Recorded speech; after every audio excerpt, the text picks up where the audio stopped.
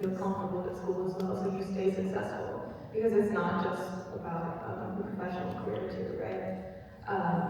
All right, moving on to the next question. So, what's one mistake you made during the application process that you think others should avoid?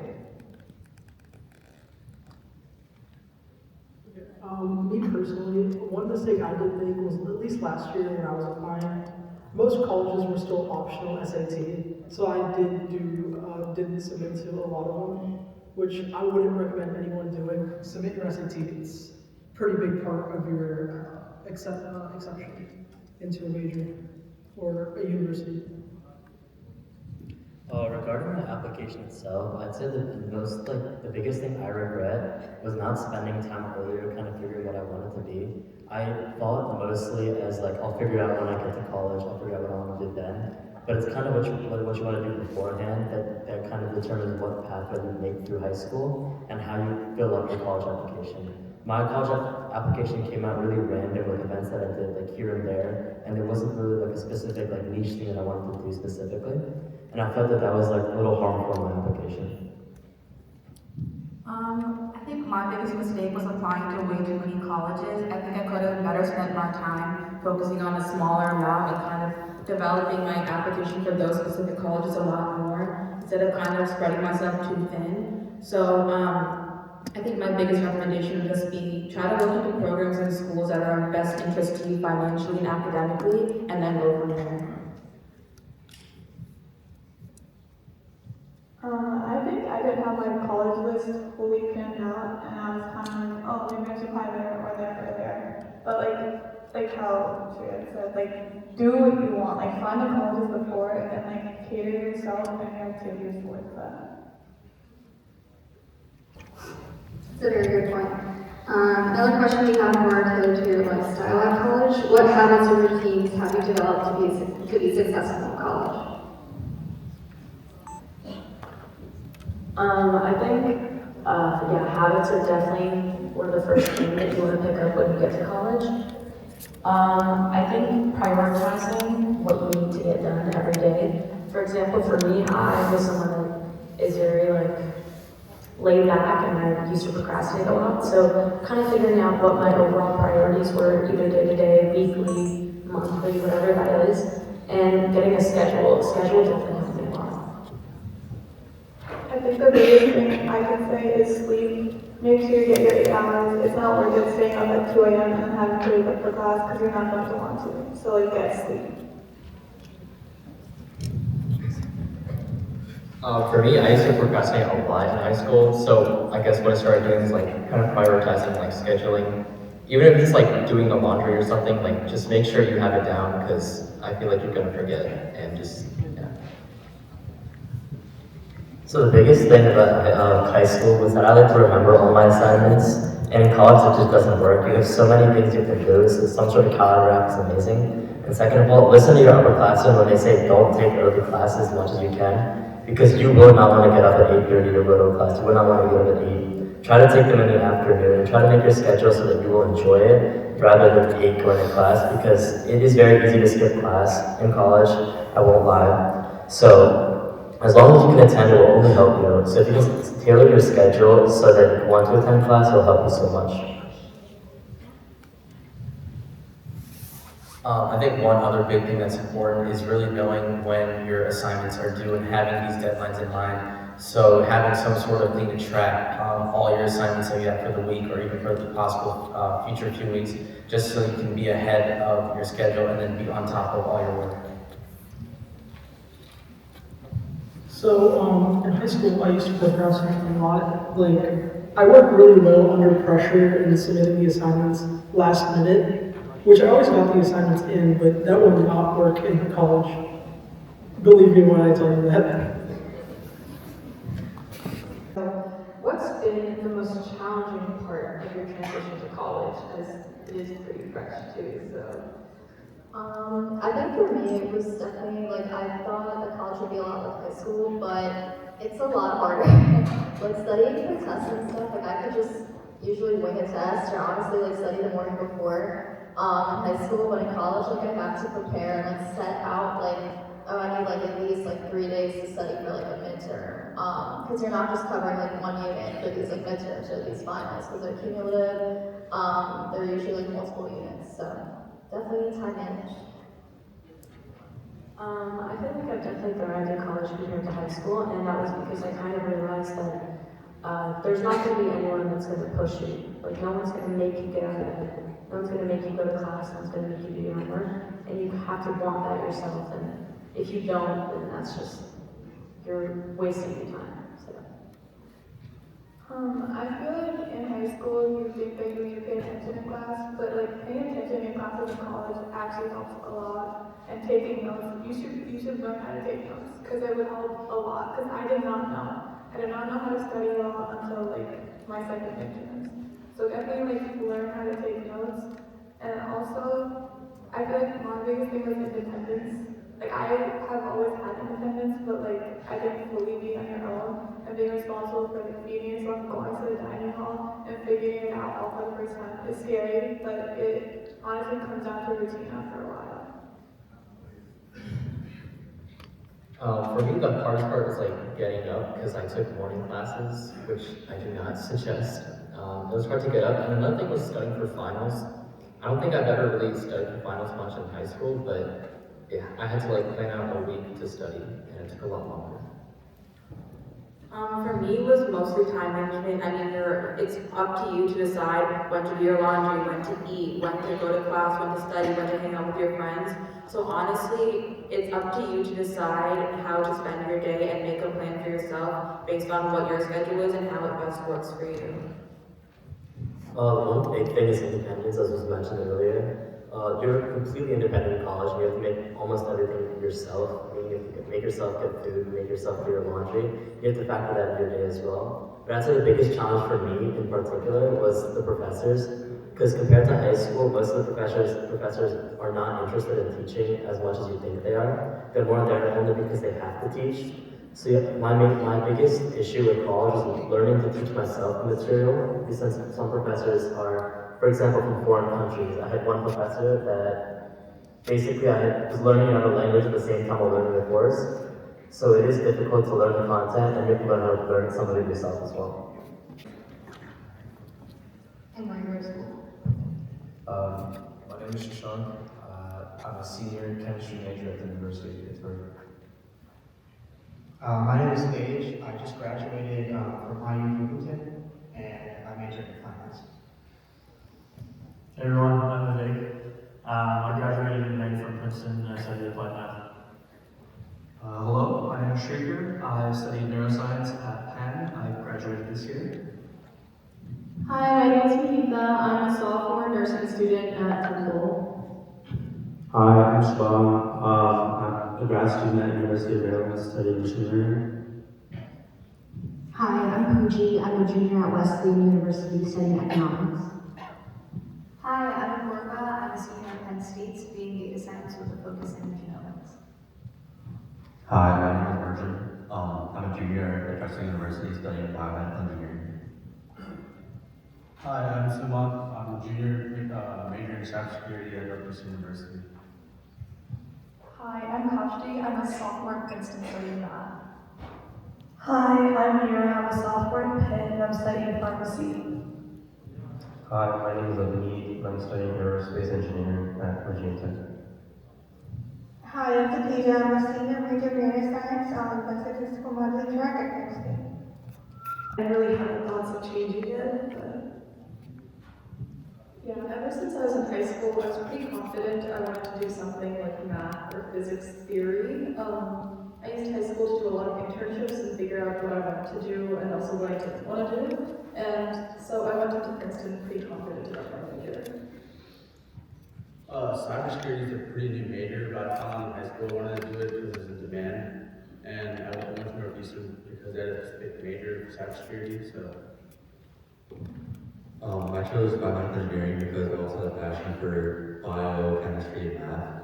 And I feel like engineering as a whole, you get a lot more creative freedom and you can really do a lot with the major. So actually for me, my original idea was to major in biology. I'm majoring in data science now, but when I was applying, I realized I liked biology more, like the subject itself rather than the idea of being able to work in it. I knew I didn't want to go into med school and I didn't want to work in a wet lab environment. And so my other passion lied with artificial intelligence, machine learning, so I decided to go with that. Yeah, the other panelists were saying, I think in high school I kind of was always drawn to economics. It's a subject I liked most in high school. And I think a lot of colleges, especially Wesleyan, you don't actually declare your major until the end of your sophomore year. So that gives you 2 years to explore a lot of different minors and majors. And so in that time, I also added a data analysis and environmental studies minor. So that really allows, those 2 years really allow students to really explore different passions of theirs. So up until my senior year of high school, I was pretty set on pre-dental, and I immersed myself in hospitals, volunteering and stuff. But through that experience, I decided that was not for me, and I switched to the comp side, data science side for undergrad. And I also switched my major in grad school again from data science to machine learning because I feel like when you're in grad school, you want to kind of narrow your focus on where you want to end up, and for me that was I kind of always knew I didn't really want a desk job, and I feel like with nursing, it's just so interesting, like that you get to see something new every day. You don't know what's like the new patient's gonna bring in, and I feel like that's what kind of would keep me going. So I always knew that I would be pre-med, med school. So for me, when I first entered, I tried out like 2 or 3 different majors.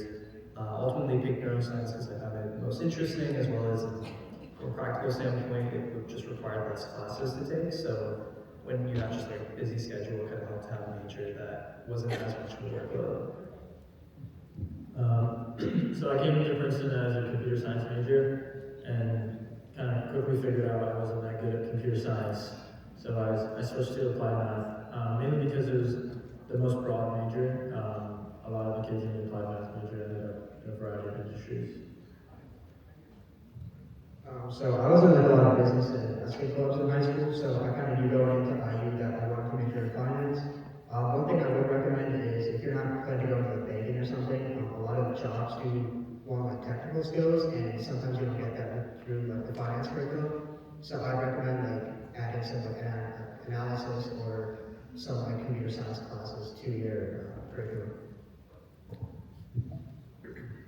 In high school, I was really like science, and I ended up being a chemistry class, so I chose chemistry as my major. Also mostly because it gave me a lot of choice on what I would do afterward, whether it's pharmacy or material science or even research. So it looks like a good amount of you did have to change your major based off of what you liked. So what advice would you give to students who are undecided about their major?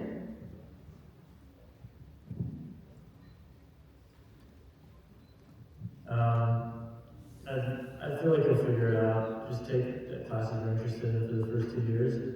And you'll figure out pretty quickly what you like and what you don't like. I would say just give new classes a try. You never know what you're going to enjoy, and don't feel like you have to do something that's within the exact job that you want to do. That interdisciplinary mindset is going to be really helpful, and sometimes you'll be able to find new passions and kind of connect across disciplines. So at least for Penn State, you have to take a lot of entrance to major courses, and you don't really have to declare a major until like your beginning of sophomore year. So for me, I started out as comp sci, and I was trying out different classes, and I didn't really want to end up on the engineering side. I was more into like math and stats, so that's when I switched to data science.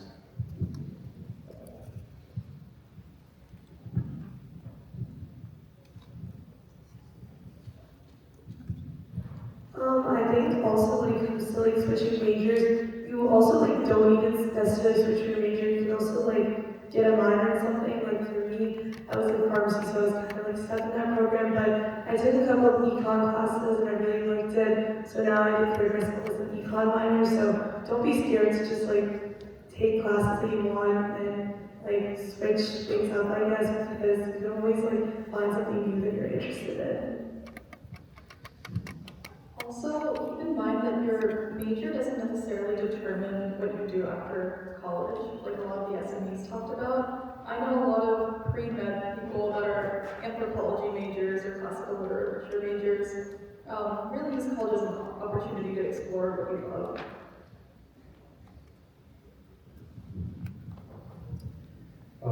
I know that you should like follow your dreams and stuff, but I think you should do a little more practical as well. So like say if you're interested in aerospace, but you're on a visa or you have a green card, I feel like you probably shouldn't consider aerospace because a lot of the jobs require security clearances and citizenship.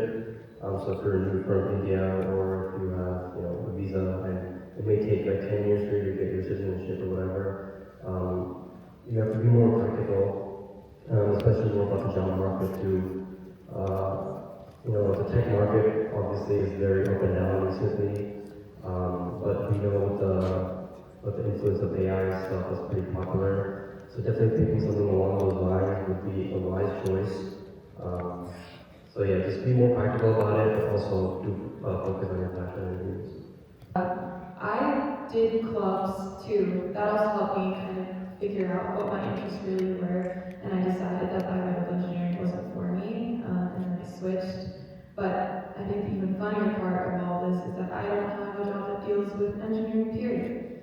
I'm in consulting. So I think it really does end up kind of being a time where you just kind of explore too. So college is like a very, very important time to also explore. But obviously with like a method to your exploration. So the next question. How flexible is your school in allowing students to switch majors or add minors?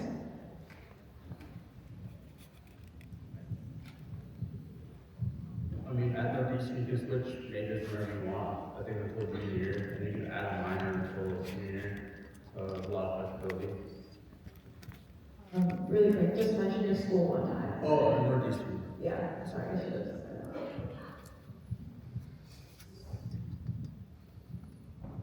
At Wesleyan also it's very easy to switch majors and a lot of people do like a double major or even a triple major. And something unique about Wesleyan and other schools, they have something called an open curriculum, which basically just allows for more flexibility. There's not as strict of like general education requirements, which really allows you to again like take multiple classes that aren't even related to each other. So again, that not only helps you narrow down your focus, but also expands your interests and again allows you to do like double majors, a major and two minors is very common as well.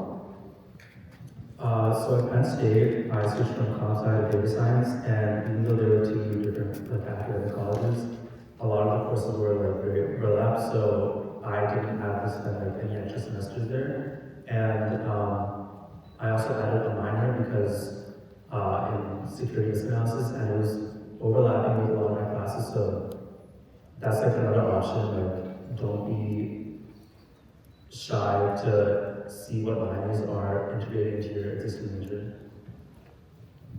At that point, they're very flexible with adding minors. If I feel like you just have to work really closely with your advisors. Like, I'm thinking of adding a minor, but I don't really have room for it because the nursing program is so set. But my advisor recommended that I study abroad to get rid of a couple of my gen eds. So. Penn, the way the school is organized is there's like a business school, an engineering school, and then like a nursing school, and then everything else. So switching within each school is pretty easy, but I don't know how it is at every school, but sometimes it can be very difficult for you to go from just kind of like a liberal arts major into an engineering major, or if I wanted to pick up like a degree from the business school, it would have been a lot of effort to actually just like transfer, so that made it a little difficult.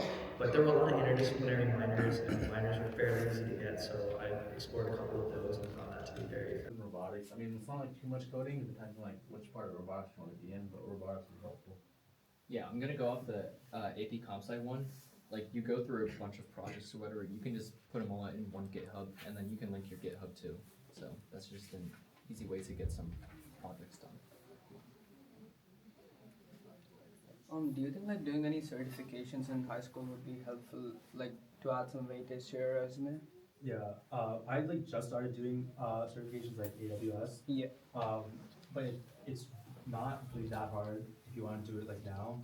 You just have to like spend a little bit more time learning by yourself, but it will like definitely help. I don't think a lot of high schools are really doing that, so it'll really help you. Yeah, that'd be really good if you had that, cause like not even college students have that. So if you have that, like Yeah, I started the same thing. Do you think that will like help you get internships in college? Yeah, just make sure you put it on your resume. BLS, like Bureau of Labor Statistics. Bureau of Labor Statistics puts out a 10-year projection of what the jobs are going to be 10 years from now.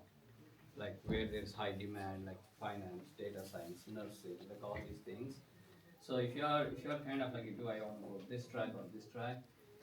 It's all data driven. They collect census data and labor market data and then publish it. It's freely available. I think it's called.